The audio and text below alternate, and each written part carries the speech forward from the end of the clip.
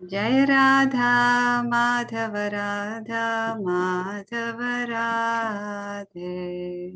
जय Radha Madhav Radha Madhav Radhe.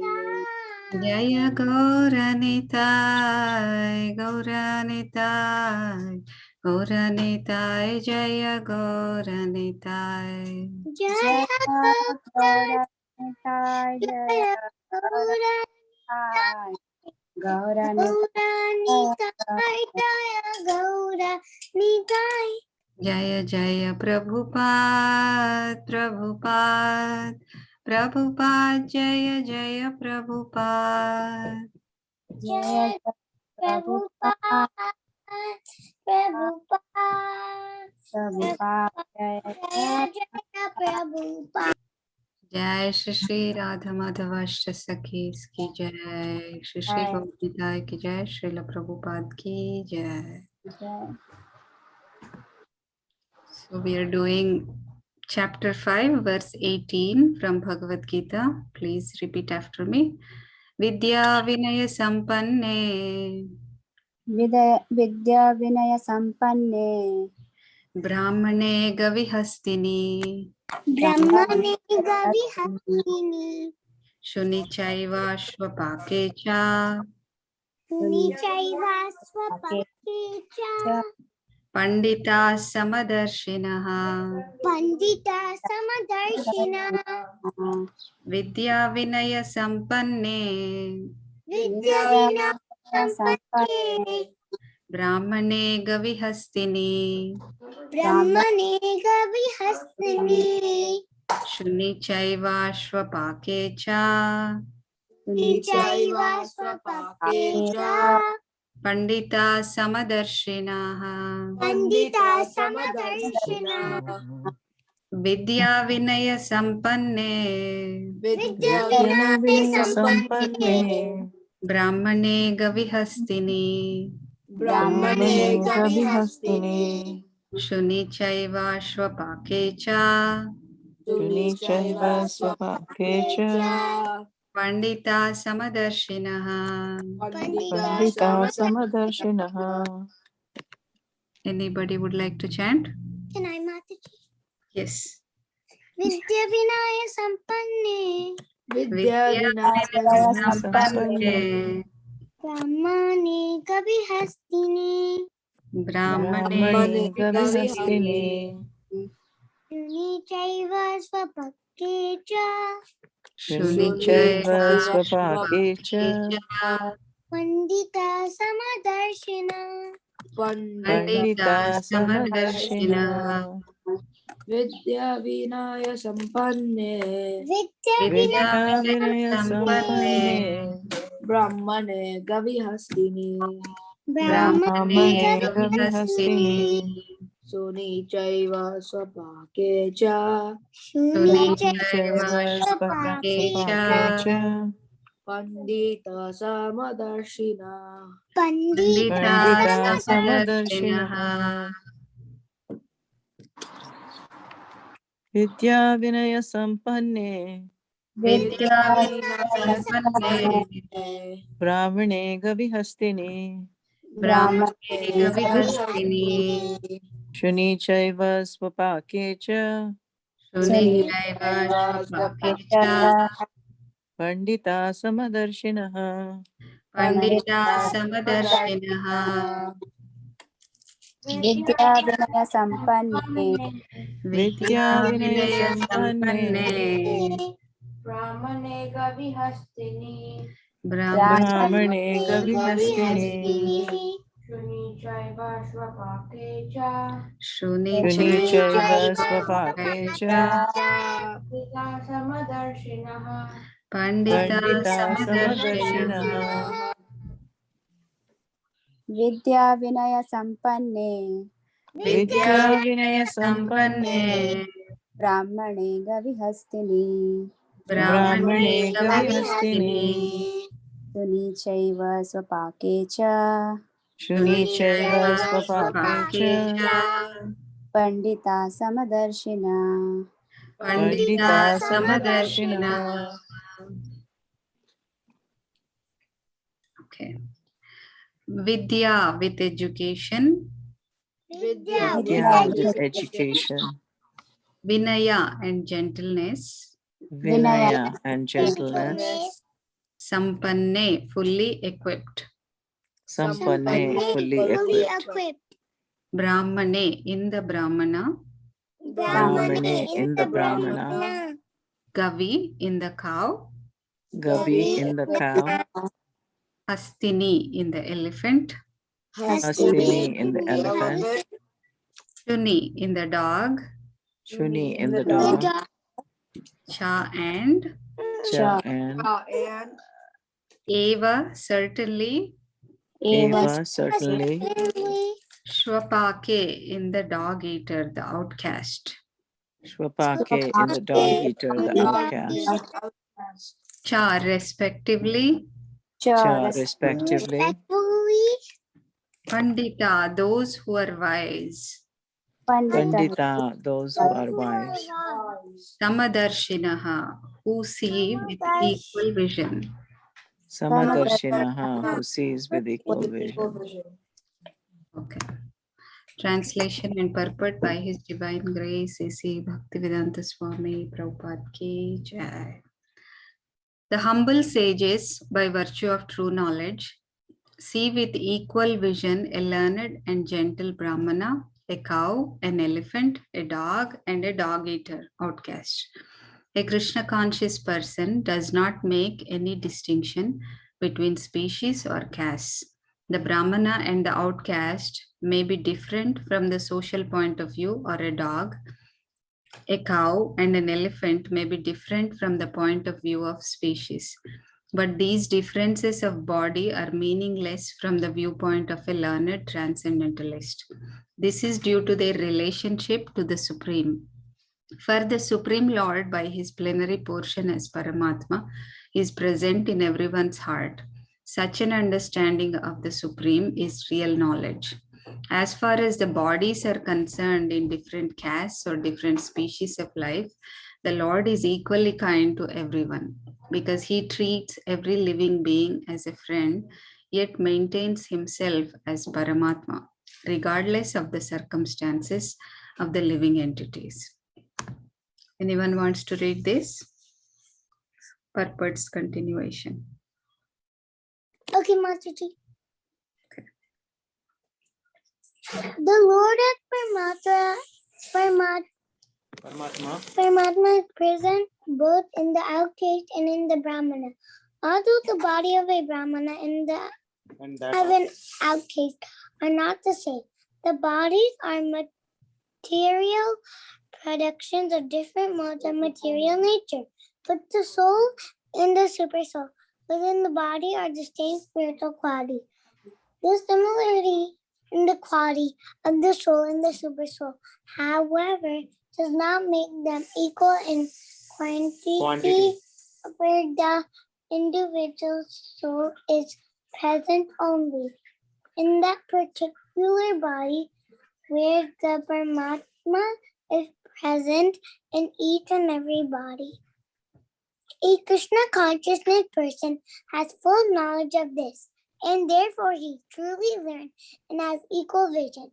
The similar characteristics of the soul and super soul are that they are both conscious, eternal, and blissful. But the difference is that the individual soul is conscious within the limited jurisdiction of the body, whereas the super soul is conscious of all bodies. The super soul is present in all bodies without distinction.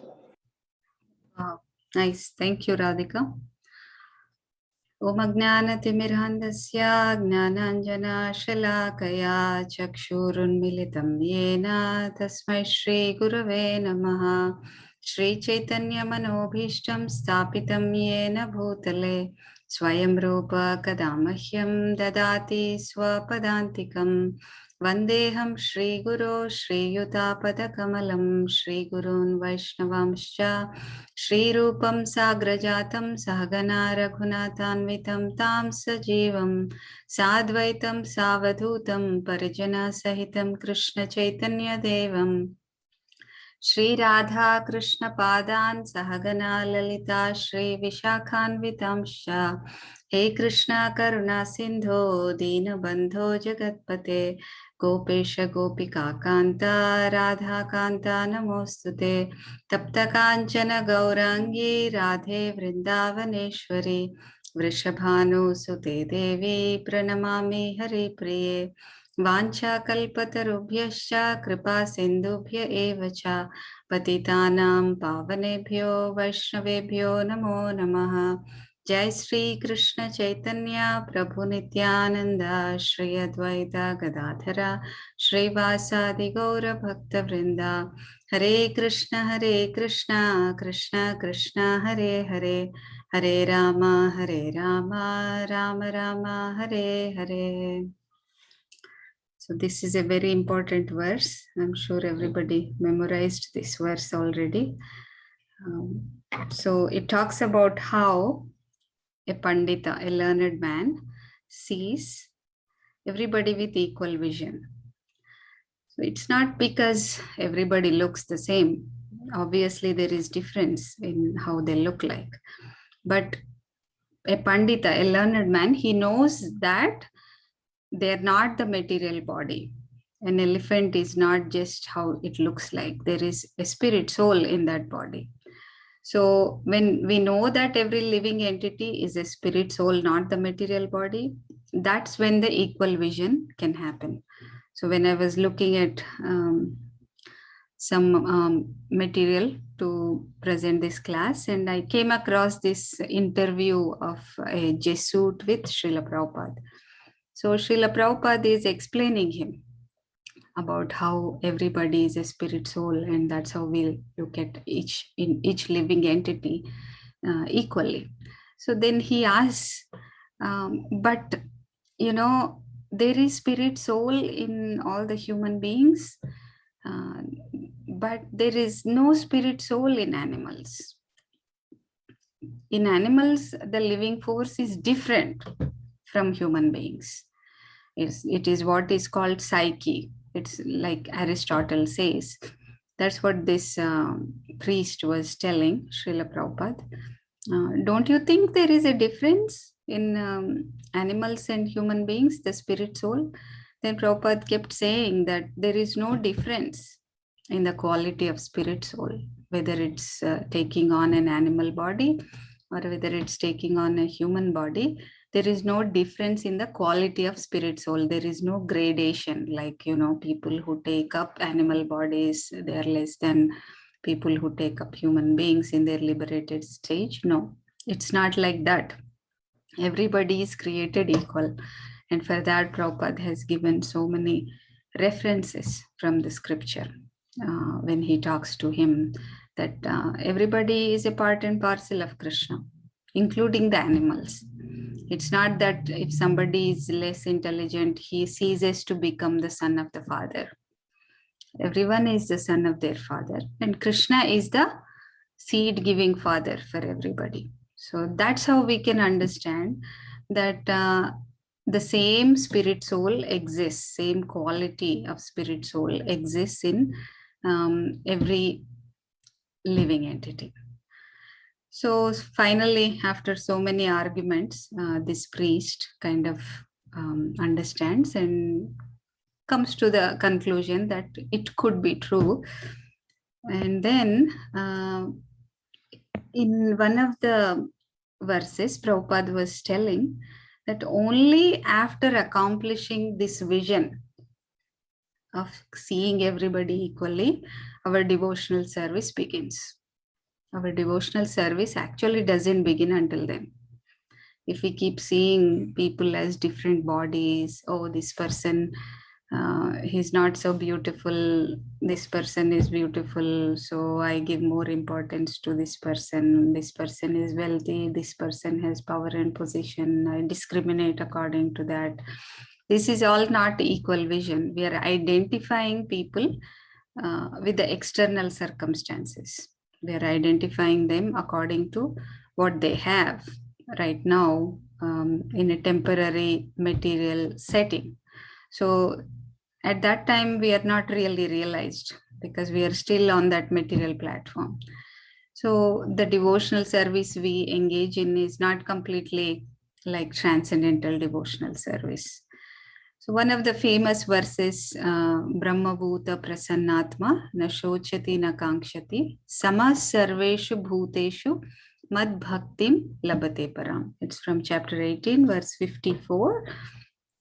So in that verse also, it is mentioned that one who's in the stage of Brahma Bhuta, he doesn't hanker, he doesn't lament, and he sees everybody equally. Sama sarveshu bhuteshu. So to that person, mad bhaktim labhate param. So to that person, devotional service begins. Devotion will be available to that person. That person, and once one begins their bhakti, bhaktyamam abhijanati. Once we begin our bhakti, that's when we know Krishna. So these are the steps. We have to learn to see everybody equally, and then our bhakti will start at that point, and with bhakti, we'll know who Krishna is. The understanding comes through bhakti. And in Bhagavatam also, it is mentioned that by executing devotional service, one becomes evam prasanna manaso, Bhagavad Bhakti Yogataha. So we become very jubilant and joyful by executing devotional service. By understanding Krishna, we'll become very happy. So this is the formula for becoming happy. It begins with seeing everybody equally, and from that we'll begin the bhakti path. And by being in bhakti, we'll be able to understand Krishna. And by understanding Krishna, we'll become very happy. Prasanna manaso. So this looking at everybody equally, it's not very easy. It's easy theoretically to say, but to practically implement, there are many like realizations one has to get, and there is a process of maturity that will take us to that level. And these instructions on how to see everybody equally, they are given to Prithu Maharaj by the Lord himself. So let's look at the story of Prithu Maharaj. So there was a king whose name was Vena, long time ago. He was a very cruel king. He used to be like worse than the plunderers. He used to plunder the citizens and give them no relief, and always torture and harass them. So usually Kshatriyas, they have to take guidance of Brahmanas, because Kshatriyas, they are not completely in the mode of goodness. And Vena is much worse than any Kshatriya. But they need to take guidance from somebody who's in the mode of goodness, so that they execute their duties properly, because passion can overtake one's discrimination at sometimes. So they have to take guidance from Brahmanas. But this King Vena, he never used to listen to Brahmanas. He used to even scold them that why are you worshipping this some other Supreme Lord? I am the Supreme Lord. You have to worship me, not others. So Brahmanas tried to put in some kind of intelligence in him on how to rule properly, but they didn't succeed. They tried several ways, but nothing worked. So finally, using their mantras, they just kill the king, just by their high-pitched sounds. That's what Bhagavatam says. And Vena is killed now. There is no king. So no king is not a very good situation. There should be some king. Otherwise, all these people of bad character and thieves and rogues, they just go crazy. They can do anything because there is no authority to protect the citizens. So Brahmanas, didn't want that situation either. So what they do is they churn out the body of Vena, and from the body of Vena, different people come, but also King Pruthu and Archi, they also will come. Pruthu is the Shaktavesha incarnation of Krishna. Shaktavesha incarnations are not really Krishna himself, but they are empowered by Krishna. They are living entities empowered by Krishna. So he takes birth from the body of Vena, and he becomes the king after this. So when he took up this position of the king, the whole earth was like bereft of any production at all. It didn't give any vegetables, nor did it produce any grains, no precious metals, this and that, nothing. So somehow Prithu Maharaj, he confronts the earth, and then he makes it so happen that earth will produce abundantly. And then later on, he also wanted to perform some fire sacrifices for the auspiciousness of the situation and for the benefit of everybody. So he tries to perform these fire sacrifices. He wanted to perform 100 Ashwamedha Yajnas. So he was performing very sincerely, and he finished 99 of them. And when he was performing his 100th fire sacrifice, something happens.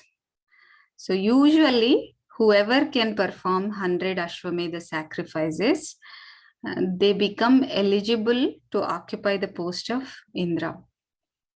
So when Prithu Maharaj was performing this 100th sacrifice, Indra becomes very unsettled, very agitated, insecure. So he thinks anybody who does any austerity or, 100 sacrifices, he thinks they are doing it to dethrone him and take up his position. So he comes to the sacrificial arena, and he tries to steal the sacrificial horse, but he does so in a very deceitful way. He tries to be, make himself look like a mendicant, like a sage, and comes and takes the horse away. So he didn't come just like in his original form. He tries to come like a orange robe person. When he was taking the horse away, Prithu Maharaj's son, he goes to fight with Indra, because Prithu Maharaj is sitting in the sacrifice. He can't really get up and go fight. So his son goes and fights with Indra, and he defeats Indra, and then he comes back with the horse. So it's all good now. They'll start again performing the sacrifice. But then again Indra comes in a different form, in a different religious form. And he again steals the horse. He tries to do it several times like that. Each time he steals, Vijitashva, who's the son of Prithu Maharaj, he defeats him. But Indra doesn't stop. He continues to do this. And then after a few times, actually, Prithu's son, he wanted to kill Indra at that time. So when he was about to kill Indra, Lord Brahma comes. Lord Brahma tells that please don't kill Indra. Indra is very powerful. He is given this position, responsible position to, administer the universal affairs. And you cannot kill him. You just have to accept the providence sometimes. Sometimes it may not seem fair. What Indra is doing is not fair.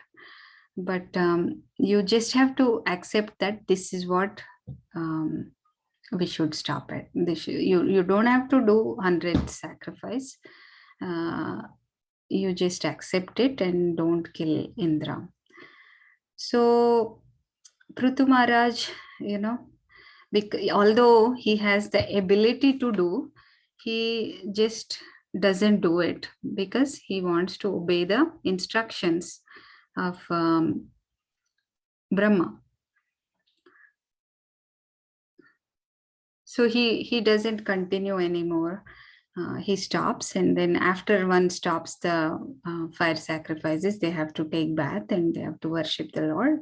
So he does that. He takes his bath and he worships the Lord. And then when he was doing that, the Lord himself comes. Vishnu himself comes because he's so pleased by the attitude of King Prithu. King Prithu is not too adamant about his own glory. He is not in a position of committing any mistake, but he accepts that lower position because Indra is so insecure. He didn't want anyone else to do the 100 sacrifices. So Prithu Maharaj, although he's capable of doing, he accepts that inferior position, and that pleased Krishna very much. And Krishna comes and he tells, my dear King Prithu, this King of Heaven, he has disturbed your execution of 100 sacrifices, and now he has come with me to beg for forgiveness. So please excuse him. And at that time, he instructs Prithu Maharaj. He tells those who are advanced in intelligence and they are eager to perform welfare activities for others, they are the best among human beings. And advanced human beings, they're not malicious to others. They don't do things that are detrimental for others. They don't do things that give unhappiness to others. Knowingly, an advanced human being doesn't do that. And they're always conscious, these advanced human beings, they're always conscious that this material body is different from spirit soul. The material body of Indra is different from the spirit soul of Indra. And if a personality like you, who are so advanced, why is he advanced? Why is Prithu advanced? Because he executes the orders of previous acharyas. If people like you, if they get carried away by the influence of material energy, then all your advancement will simply become waste of time. So if Prithu Maharaj insisted that he wanted to do the 100th sacrifice, that doesn't show much advancement. So because it identifies his glory, like he is identifying with his material ambition. And he is not looking at Indra's covering of material modes, and he's not looking at Indra as the spirit soul. So Krishna is appreciating here. So those who are in full knowledge of this bodily conception of life, who know that this body is composed of all these desires and different activities from illusion, they don't get addicted to the body. They don't get too attached to the body. They don't have any affinity for bodily conception of life. House, children, wealth, and similar other bodily productions, they are not attached to any of that. And later on, Krishna describes how individual soul is pure. It's not material. Anybody's spirit soul is full of all good qualities. When the spirit soul is not covered by these material coverings, then they are completely pure.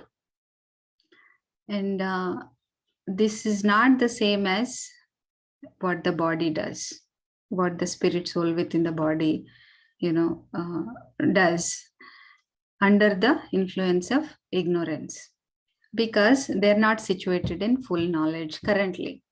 But when they are situated in full knowledge, they know who Paramatma is, they know what the material modes are, and they are situated in transcendental loving service. And he says, Krishna says, my dear Prithu, when one situated in his occupational duty engages in my loving service without motive for material gain, he gradually becomes very satisfied within. Same thing that we have seen in chapter 2 of Canto 1 Bhagavatam, Evam Prasanna Manaso Bhagavad Bhakti Yogata.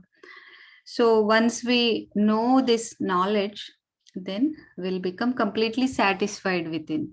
Right now, we are not completely satisfied, so we seek satisfaction in so many different things under illusion, under the covering of material modes. We think we can be satisfied if we accomplish this, if we gain that, if we have this position, if we have that position. We think we will be satisfied by all those things, but that's not the case. When our heart is cleansed, that's when we will be satisfied. When we are established in proper position, in the real position, that's when we will be satisfied.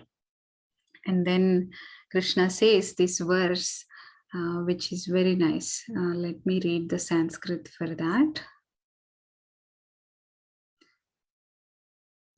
Parityakta guna samyak darshano vishadashayaha shantim me samavasthanam brahma kaivalyam ashnute. When the heart is cleansed of all material contamination, the devotee's mind becomes broader and transparent, and he can see things equally. At that stage of life, there is peace, and one is situated equally with me as Sachidananda Vigraha. So he's telling, when can we see everyone equally? When the heart is cleansed of material contamination. Then our mind becomes broader. So we use this term, broad-minded, cripple-minded. People who are not so broad-minded, they consider what they know as the best, and their ways are the best. In general, in material world, that's what we think. This person is not very broad-minded, can't accept anything beyond what he knows or what he's experienced. So to become really broad-minded, we have to clean all the material contamination from our heart. Then we can see things equally. And when we can do that, then we attain the same quality as Krishna, Sachidananda Vigraha. We can be peaceful, and we can be always blissful, and we can experience the eternity, knowledge, and bliss in full extent. So that's what Krishna says.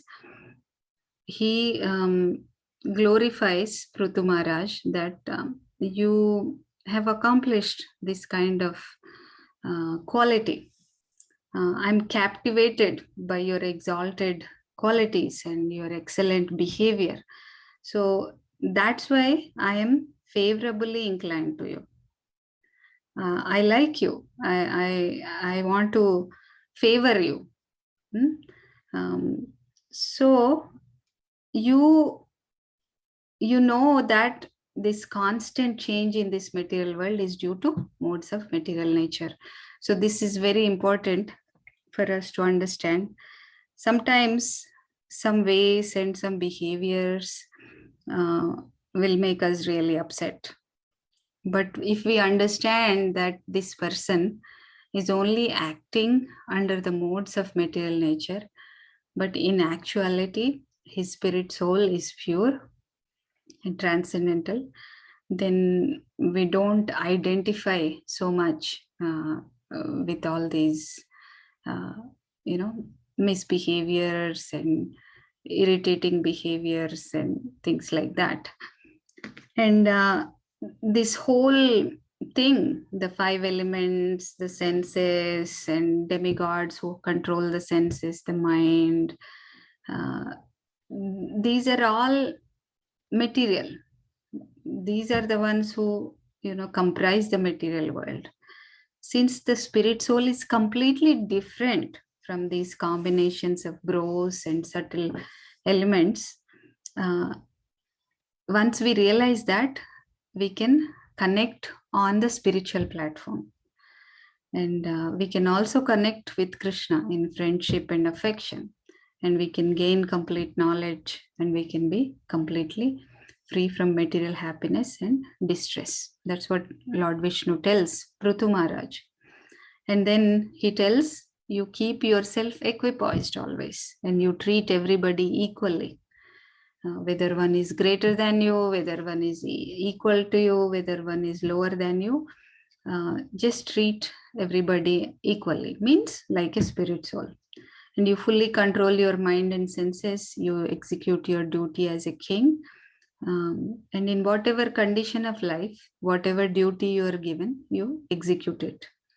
And you give protection to all the citizens of your kingdom. And then he tells something very important at that time, that if a king properly gives protection to his citizens, then he can get 1/6 of the pious activities of all the citizens.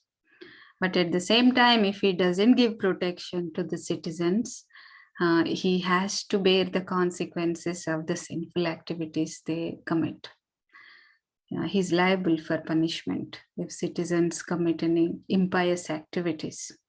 So you continue to protect the citizens like that. And then he tells you, listen to the instructions of the learned Brahmanas. By hearing from master to disciple, you get the religious principles, and then you follow those. So then he's really happy. Vishnu is really happy with Prithu Maharaj, and he's instructing like this and how to treat everybody equally. And he stays there, although he's done, he stays there, and Prithu Maharaj worships him with great satisfaction. He accepts Prithu Maharaj's worship, and they exchange further exchanges. So this is how Krishna uses his devotees, and using his Shaktavesha incarnations, he demonstrates certain qualities. And this is treating everybody equally. Prithu Maharaj didn't have any animosity towards Indra. After that, he forgave him, and they move on with their duties. So this is something which is like a good example for treating equally. And he doesn't, like, in case if somebody gives us a hard time for a long time,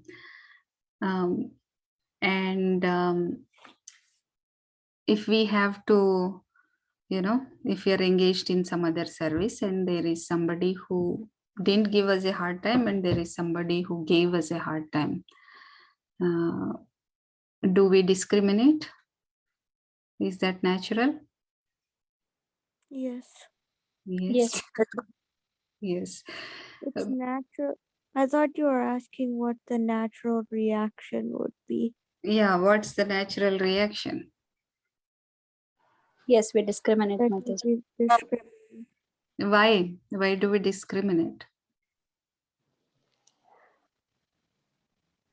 Probably we would like to execute the service in a peaceful way where we can concentrate more on.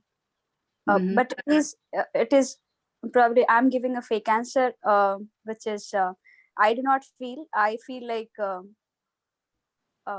I would not think in a way that I should be able to concentrate on Krishna or my service. Better, I would think in a peaceful way. I do not like that person giving me trouble. I'm having hard time, so I can finish my work quicker or maybe in a peaceful state.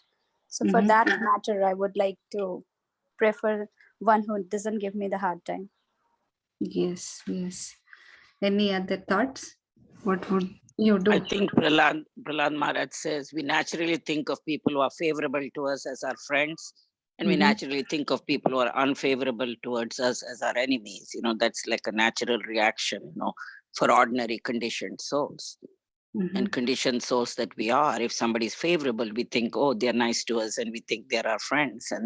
But we are actually supposed to not see on the bodily level. We're supposed to see on the spirit level and treat everybody equally. But it's hard to, that kind of consciousness is hard to come by. Yes, For yes. conditioned souls. Yeah, So, Prahlad Maharaj. Sorry. yes, Mataji. Yeah, and as Mataji is saying, I am remembering Prahlad Maharaj also says that, and it is why because we think in that way is because we are illusioned by the illusionary energy of the Lord. Yeah, yeah. So, how should we think? Any thoughts? How should we think to get out of that conditioning? I think when we discriminate, we think of them based on their relationship to us, which is the reason why we discriminate. But if we think of them based on their relationship with Krishna, both Mhm. people are equally dear to Krishna. So Mhm. then we could see them equally. Okay, good. Any other thoughts?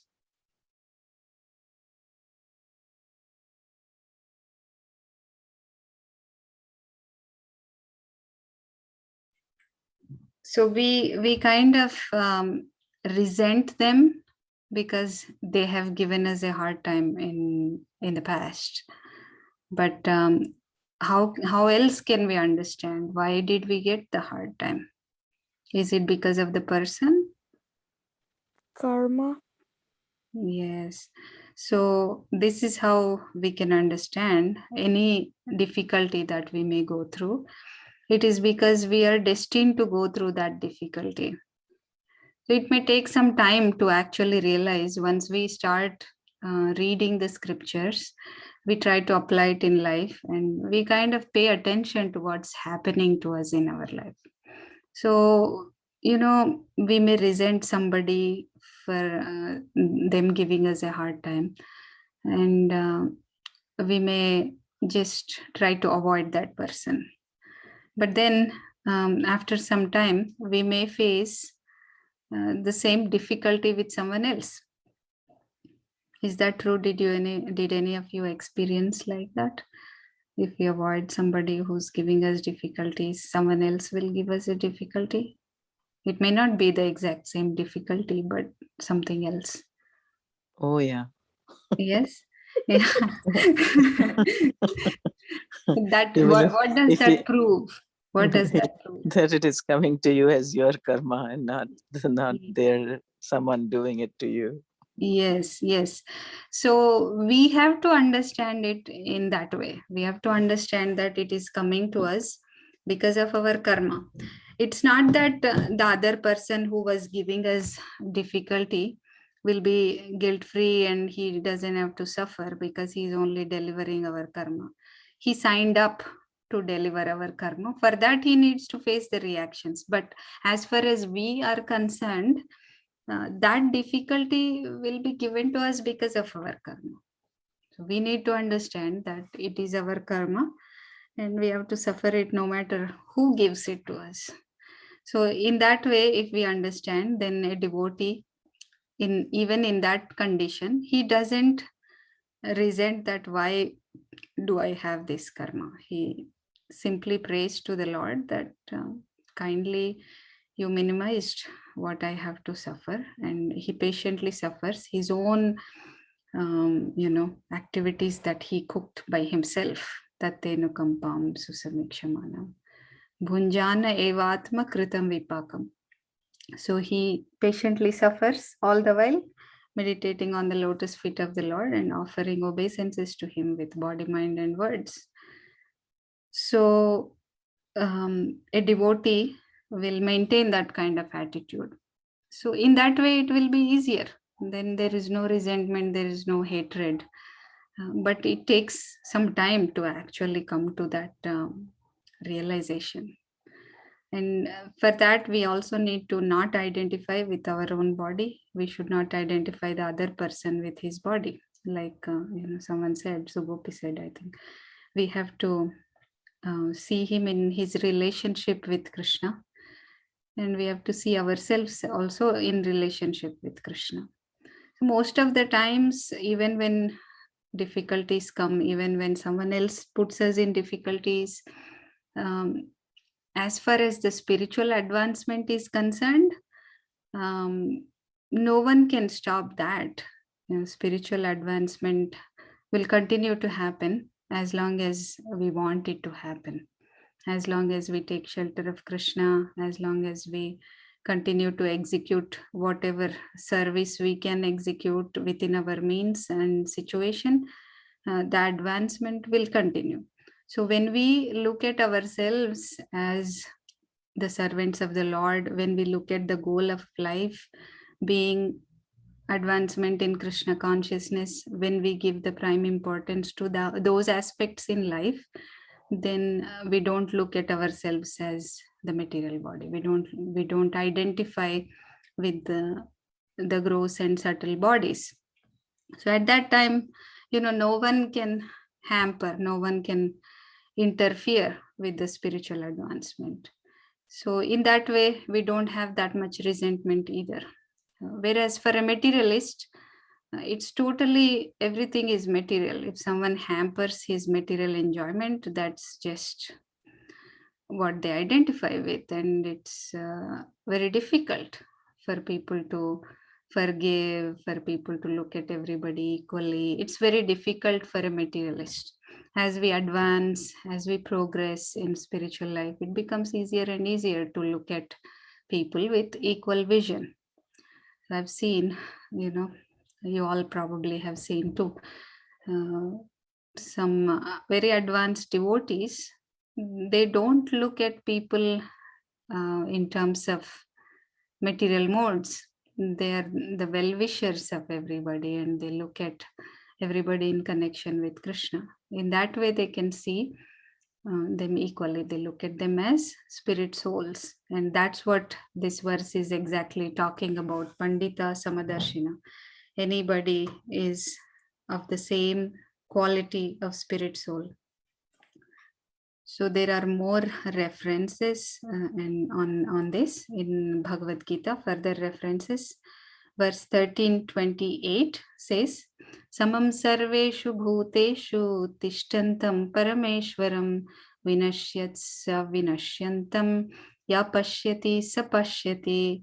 One who sees the super soul accompanying the individual soul in all bodies, and who understands that neither the soul nor the super soul within the destructible body is ever destroyed, actually sees. So until then, we are not even actually seeing. It's like we are in a movie and we are identifying with all the characters in the movie. So only when we can see the spirit soul, that's when we are actually seeing. Otherwise, we have all these colored glasses that we are putting on, and everyone else has their own colored glasses that they are putting on, and we are seeing the world through our own glasses. Only when we understand that everybody is a spirit soul, there is super soul along with every spirit soul, that's when we are seeing actually. And another verse, it also has a very nice instruction. So let's see, Bhagavad Gita 13:29, right after this verse. Samam pashyan hi sarvatra samavasthitam ishwaram nahi nastyatmanatmanam tato yati param gatim. One who sees the super soul equally present everywhere in every living being does not degrade himself by his mind. Thus he approaches the transcendental destination. So when we start to see like that, then we don't use our mind to degrade ourselves. Otherwise, as long as we see each person covered by these modes as the real person, then the mind is constantly agitated, because the world is not full of perfect people. The world is full of people covered by these modes, and the nature of these material modes is agitating.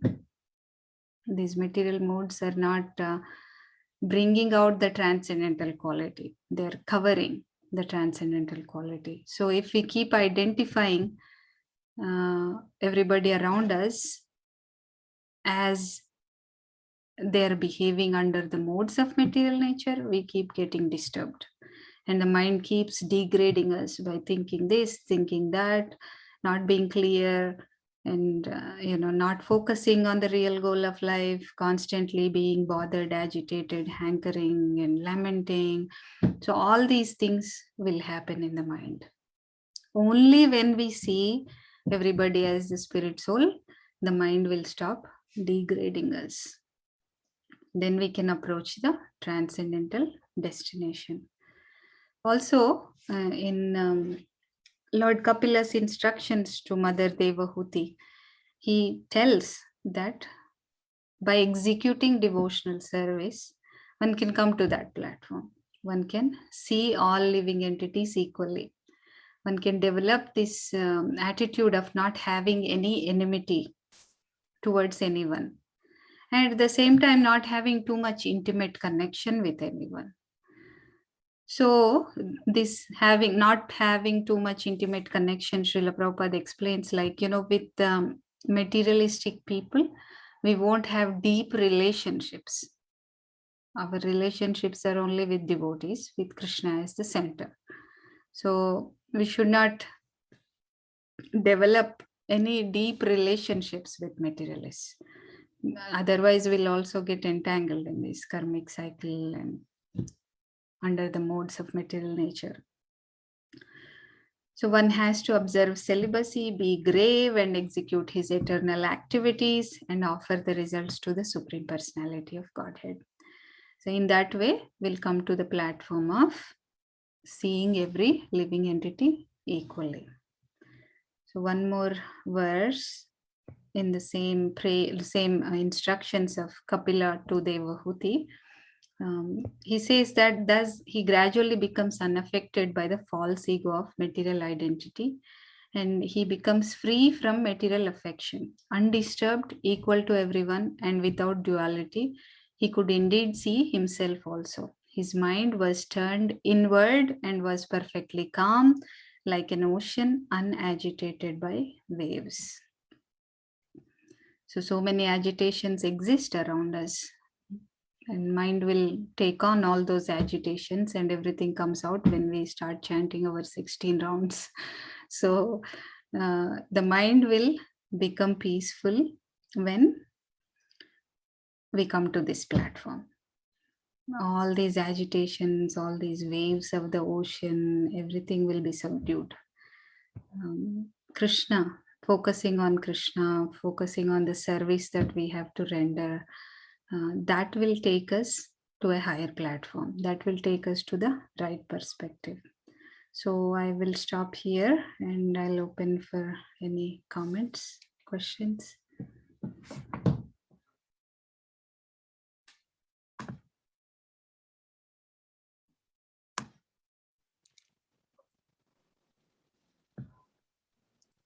So Sundari Radhika Mataji, you said we're not considered advanced if we don't see everybody equally, huh? Mm-hmm. Hard to follow. Yeah. A little It's hard to accept, follow. right? I didn't say it, Krishna said it. I know, I heard you say that, Vrata and Maharaj. immediately I was thinking, No matter. hard to accept, but it has to be the truth, right? Yeah. Yeah, I was thinking the same, Mataji, when because even the other person has the same Krishna soul in them, right? So we all are from him, right? So if we start thinking, okay, even though he is our enemy, I mean, no enemies, but everyone is from Krishna, right? So every time I was just, when Mataji was saying, I was also thinking, okay, tomorrow if my boss says something also, I need to look at him as like, okay, Krishna is in him. Let him say it's like my karma, I need to listen. Something I was thinking all this, but again, yeah, it's like I felt like, I need to change a lot, before forming opinions on others, it's, yeah, I mean, your point is very nice, Mataji. Yeah, if you think sometimes if someone is behaving badly, that perhaps they are also hurting and behaving that way. If you see their side of things, then you won't take it as seriously. Yes, Mataji. Yeah. Yes. So that doesn't mean that we have to sit there and suffer, right? Take abuse, yeah. Yeah, we can take the necessary steps, but it's just like, we work and we come back home and we don't think about work so much, right? just the programming or whatever we do, that's not our life. It doesn't affect us too much if a program is not perfect or it's not running properly. Exactly. Like that. You Yeah. won't take it so seriously if you Yes. recognize this is Yes. not my real life. This is just an occupation. Yes, exactly. So when we come to the platform of thinking that this person is acting under this mode, same thing. We probably won't take it to heart and be offended, and it won't go beyond just the practical operations level. It won't go deep into the heart. Any problem that we may have to face.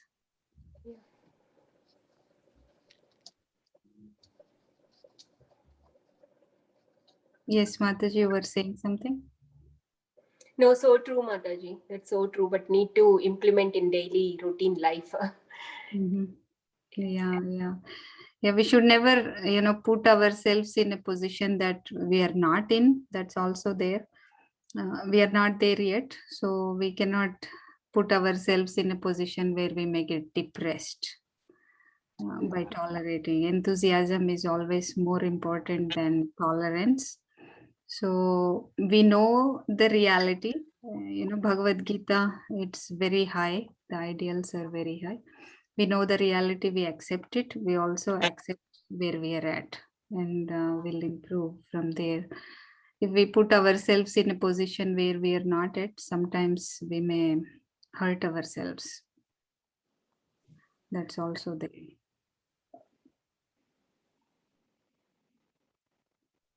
Hare Krishna Mataji, please accept our apologies. Please accept mine. All those Srila Prabhupada.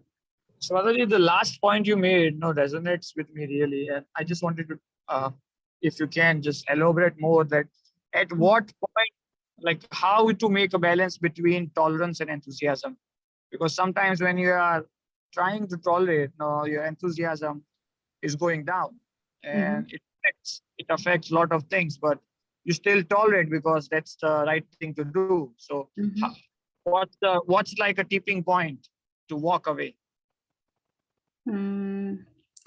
I think the tipping point to walk away is when you are serving Krishna, when you are chanting, if for a considerable amount of time, you're not being able to think of Krishna, you're not being able to focus on Krishna. All you can think of is how you are suffering. That's when I think you need to change your situation so that you may not have to face that situation anymore. Very good answer, Sundari Radhika Mataji. And also, when it comes to that tipping point, you have to sincerely and fervently start praying to Krishna to show you the answer. And somehow the answer always comes to you. That's been my experience. Wonderful. Yeah. Because sometimes you feel helpless, and at that point you have to totally and completely surrender to the holy name. And amazingly, somehow something opens up and helps you get away from that situation. Yes. Or the situation becomes alleviated, one of the two. Yes.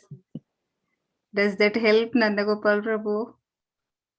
Yes, Mataji, absolutely. Thank you very much. Okay, very good.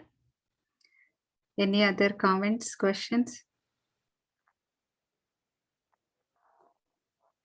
Yes, Sugopi, you want to ask something? I don't think so. I unmuted on accident. Okay, accident. Okay, if nothing else is there, we can stop here. Thank you all so much for your association. Vancha kalpatarubhyascha पतितानां पावनेभ्यो वैष्णवेभ्यो नमो नमः। अनंत कोटि वैष्णव वृंद की जय, प्रभुपाद की जय, श्रीमती राधिका सुंदरी माता जी की जय।